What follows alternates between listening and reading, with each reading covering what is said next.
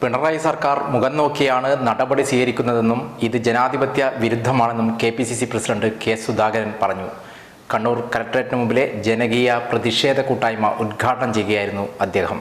പിണറായി സർക്കാർ മുഖം നോക്കിയാണ് നടപടി സ്വീകരിക്കുന്നതെന്നും ഇത് ജനാധിപത്യ വിരുദ്ധമാണെന്നും KPCC president K. Sudhakaran MP Hema committee report തയ്യാറായപ്പോൾ അത് CPM-നെ എങ്ങനെ ബാധിക്കുമെന്ന് സർക്കാർ പരിശോധിച്ചു.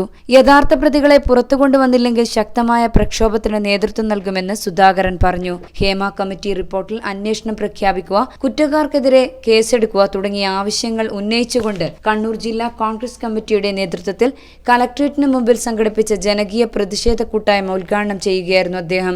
അവസാനം നിർബന്ധം സഹിക്കവയ്യാതായപ്പോഴാണ് ഇപ്പോൾ ആ റിപ്പോർട്ട് പ്രസിദ്ധീകരിക്കാൻ ഈ ഗവൺമെന്റ് മുൻകൈയെടുത്തത്.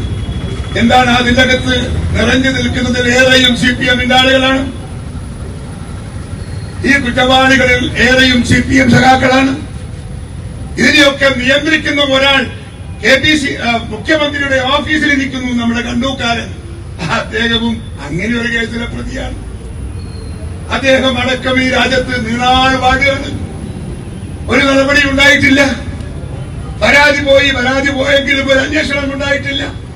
ആ അന്വേഷണം ഉണ്ടാകാതിരിക്കുന്നത് രാഷ്ട്രീയം നോക്കിയാണ്, രാഷ്ട്രീയത്തിന്റെ നിറം നോക്കിയാണ്, കൊടി നോക്കിയാണ്, കൊടിയുടെ നിറം നോക്കിയാണ് ഒരു ഗവൺമെന്റ് നീതി നിർവഹണം നടത്തുന്നത് എന്ന് പറഞ്ഞാൽ ഒരു ജനാധിപത്യ സംവിധാനത്തിൽ അത്തരമൊരു സർക്കാരിനെ ഭരിക്കാൻ അനുവദിക്കാമോ എന്ന് കേരളത്തിലെ ജനങ്ങൾ ആലോചിക്കണം.